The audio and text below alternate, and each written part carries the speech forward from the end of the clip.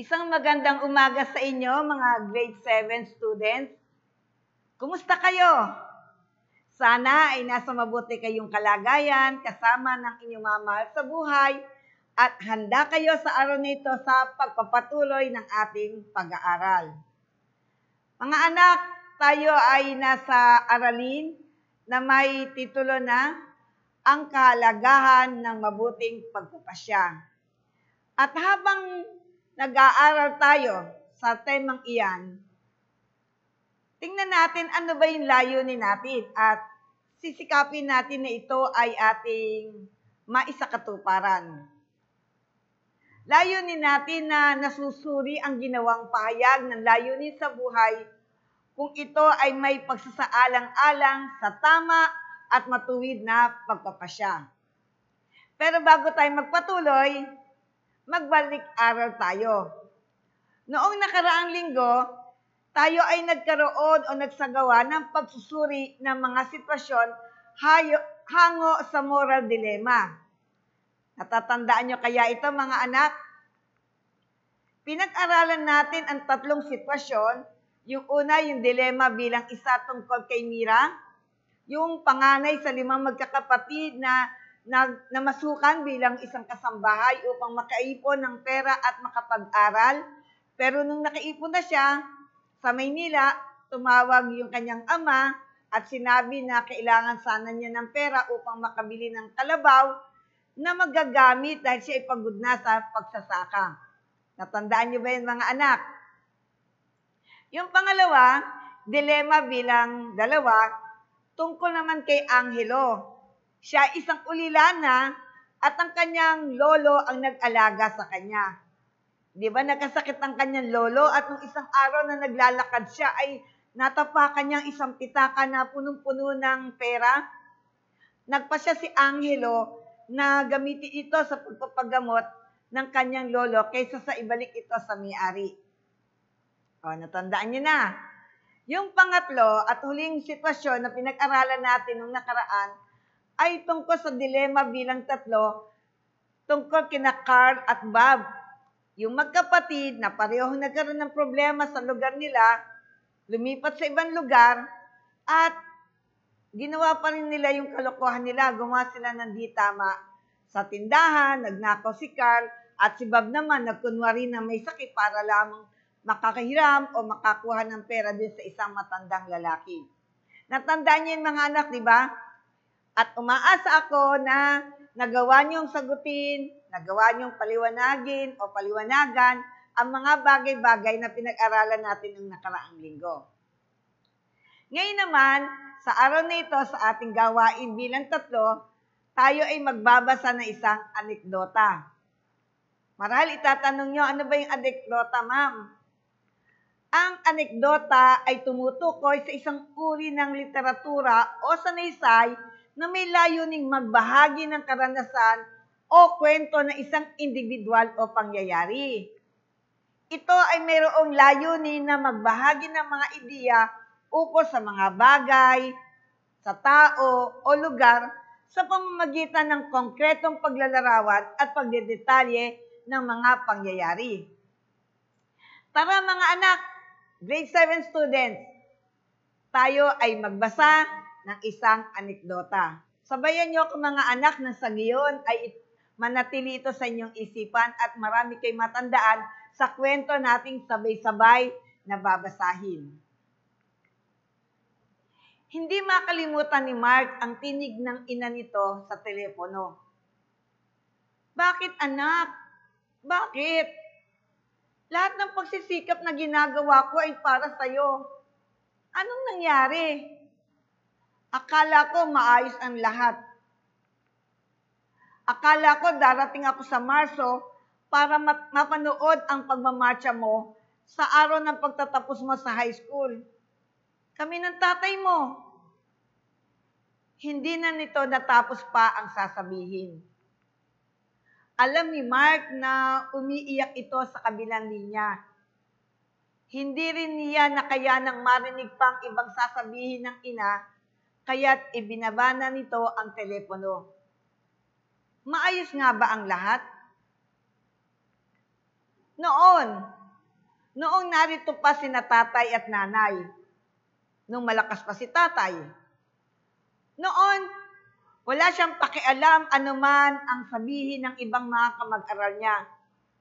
Madalas man siyang tuksohin ng mga ito at pagtawanan, hindi niya ito kailangang pansinin.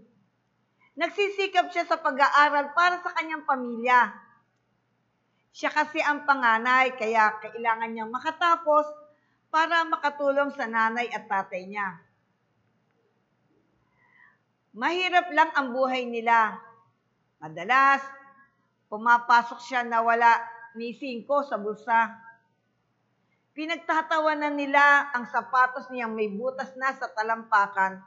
Gayon din ang uniforme niyang puno na ng sulsi at medyo maiksi na para sa kanya. Hindi sila makabili ng bago. Pero wala sa kanya yon. Ang mahalagay nakapag-aaral siya. Iyon ang lagi sinasabi sa kanya ng kanyang nanay. Ngunit nang magkasakit ang kanyang ama, kinailangan ng kanyang ina na magpunta sa ibang bansa para maghanap buhay. Katulong sa Hong Kong ang nanay niya. Mabait daw ang naging amo nito. Ilang taon na ang lumipas, iba na ang lahat. May bagong telebisyon, radyo, computer, at iba pa. Bago palagi ang uniforme ni Mark. Marami siyang pera sa bulsa at may bank account pa siya. Sa kanya kasi pinangalan ng nanay niya ang bank account para sa remittances nito. Responsabling bata si Mark. Kaya niyang pamahalaan ang pangangailangan ng kanyang ama at kapatid. Sabi ng nanay niya sa tiyahin niya. Noon siguro yon. Mapilit kasi ang barkada ko, tatay eh. Pwede ba akong maghanda sa birthday ko? At saka, pwede ba akong bumili ng beer? Konti lang naman. Konting kasayahan lang. Ayaw sana ni tatay. Kaya lang, sabi ni nanay, hayaan na. Minsan lang naman. Total, malapit na mag-17 si Mark. Ang hindi alam ng nanay ni Mark, madalas ang inuman ng barkada. Nakakahiya kasi. Alam naman nilang may pera si Mark. Wala raw siyang pakikisama. Yan ang lagi nilang sinasabi kapag tumatanggi si Mark. Natatakot si Mark na mawala ang barkada niya. Dati-rati kasi, iniiwasan siya ng mga ito. Ngayon, sikat na rin siya mula nang tanggapin siya ng barkadahan. Maraming mga kaklasing babae ay humahanga kay Mark. Masarap pala ang pakiramdam ng napapansin ka, hinahangaan. Masarap ang maraming kaibigan. Masaya pagkilala ka na halos lahat ng mga mag-aaral sa paaralan. Masyado kasing napadalas ang gimmick ng barkada. Kaya yun, bagsak tuloy si Mark sa 3 subjects. Hindi siya gagraduate. Okay lang yan, pare. Kami rin naman hindi magmamarcha eh. Sabi ni Bok, yung leader ng kanilang grupo. Ayaw mo nun? Matagal pa tayo magkakasama. Tuloy ang ligaya. Dapat nga bang ikasaya iyon? Dapat nga ba siyang magsaya? Dapat nga ba siyang matuwa? Wari, kinikurot ang kanyang puso tuwing maaalala ang tinig ng kanyang ina. Kinukurot ang kanyang damdamin pag naaalala niya ang mabinitawang salita ng kanyang ina. Minamasdan ni Mark ang kanyang sarili sa salamin. Siya nga ba talaga ang nasa refleksyon ng salamin? Siya nga ba yung nakikita niya sa salamin? Hindi pa huli ang lahat, wika niya sa sarili. Mga anak, napakinggan natin yung, binasa natin sabay-sabay yung anekdota. At alam ko na nakuha nyo yung buod o yung kabuuan ng kwento na ating binasa. Ngayon naman, sagutin natin ang mga sumusunod na mga tanong sa isang papel. Basahin natin yung panuto, mga anak. Piliin ang letra ng pinakatamang sagot. Bilang isa, ano ang dahilan kung bakit nagtrabaho sa ibang bansa ang nanay ni Mark? Ano ang dahilan kung bakit nagtrabaho sa ibang bansa ang nanay ni Mark? Letter A. Iniwan sila ng kanilang ama para sa ibang pamilya. A. Iniwan sila ng kanilang ama para sa ibang pamilya. B. Nagkasakit ang ama ni Mark. Letter B.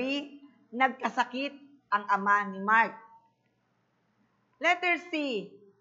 Sa kadahilanan na marami silang magkakapatid na nag-aaral. Letter C. Sa kadahilanan na marami silang magkakapatid na nag-aaral. At letter D. Upang magkaroon sila ng maginhawang buhay. Letter D. Upang magkaroon sila ng maginhawang buhay. Tingnan natin ang number 2. Bakit nadismaya ang nanay ni Mark sa kanya? Bakit nadismaya o na-disappoint ang nanay ni Mark sa kanya? A. Dahil nilustay niya ang pera ng kanyang ina. A. Dahil nilustay niya ang pera ng kanyang ina. B. Dahil si Mark ay napasama sa maling barkada. B. Dahil si Mark ay napasama sa maling barkada. Letter C. Dahil umasa ang kanyang ina na makapagtatapos si Mark sa pag-aaral, ngunit bumagsak ito. Letter C. Dahil umaasa ang kanyang ina na makapagtatapos si Mark ng pag-aaral, ngunit bumagsak ito. At letter D. Dahil sa pagsisinungaling ni Mark sa ina. Letter D. Dahil sa pagsisinungaling ni Mark sa kanyang ina. Ikatlong tanong. Ayon sa nabasang istorya, ano ang maling pasyang nagawa ni Mark? Ayon sa nabasang istorya, ano ang maling pasyang nagawa ni Mark? Letter A. Si Mark ay nagpasilaw sa perang kanyang natanggap mula sa ina. A. Si Mark ay nagpasilaw sa perang kanyang natanggap mula sa ina. B. Si Mark ay nagpakasaya kasama ang barkada. B. Si Mark ay nagpakasaya kasama ang barkada. C. Si Mark ay nagtuon ng maraming oras para sa pamilya kaysa sa pag-aaral. C. Si Mark ay nagtuon ng maraming oras para sa pamilya kaysa sa pag-aaral. D. Si Mark ay nagpabaya sa pag-aaral dahil sa impluwensya ng barkada. Si Mark ay nagpabaya sa pag-aaral dahil sa impluwensya ng barkada. Tanong bilang 4. Ang ginawang pasya ni Mark ay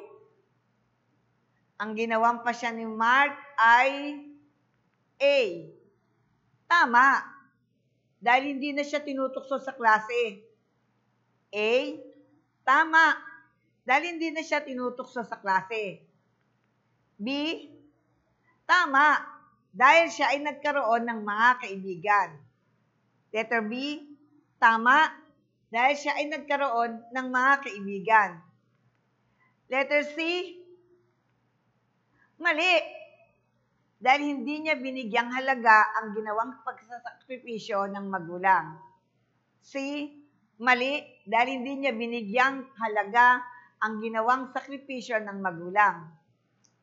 Letter D, mali. Dahil bumagsak siya sa klase. Letter D, mali. Dahil bumagsak siya sa klase. At bilang tanong, bilang 5, kung ikaw si Mark, paano mo maitatama ang iyong naging pasya?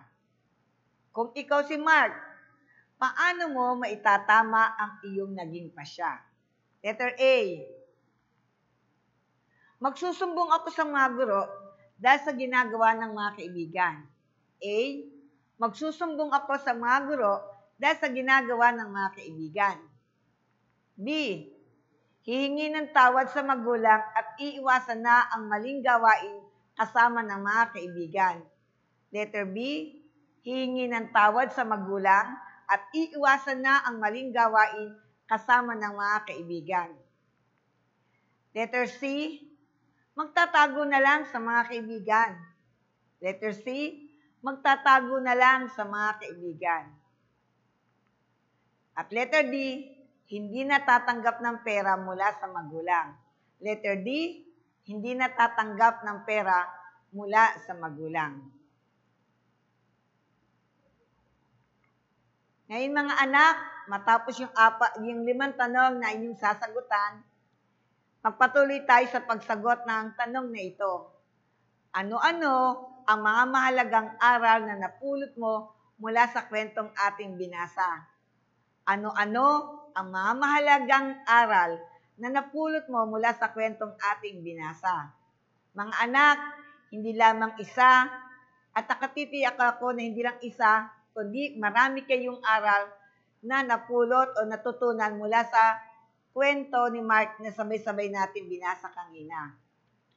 At sa kwentong ito, nawa makita natin ang ating mga sarili, lalo na kayo mga anak bilang kabataan, na sa bawat sitwasyon, sa bawat nangyayari sa ating mga buhay, sa mga pangyayari na inyong nararanasan sa araw-araw, nawa makita nyo lagi na ang kahalagahan ng mabuting pagpapasya. Maraming salamat grade 7 sa inyong pakikisa, sa inyong pagsama sa akin upang basahin natin ang isang anekdota. At maraming salamat sa patuloy niyong pagsisikap na kayo ay maging mabuting mag-aaral, mabuting anak, mabuting tao, at hangad namin lagi na magkaroon kayo ng magandang buhay. Ang pagpapala at pag-ingat ng Diyos ang sumaatin nawang lahat. Paalam sa inyo, grade 7, hanggang sa muli nating pagkikita. Ako si Ginang Grace Ramos. Maraming salamat sa inyo.